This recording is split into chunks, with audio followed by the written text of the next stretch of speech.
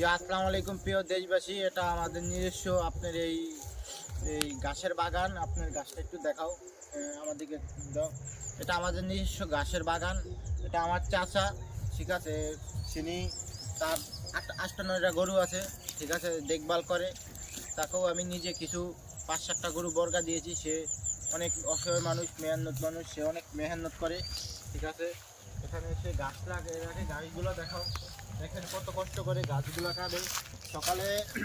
এদিকে এদিকে ধরো, সকালে ভ্যানে এইদিকে ধরো, এইদিকে তো ধরছি। আমার দিকে ধরো। হুম। সকালে ভ্যানে ভরে আপনার গাছ কাটে, দেখেন কত কষ্ট করে মেহনত করে কাকা।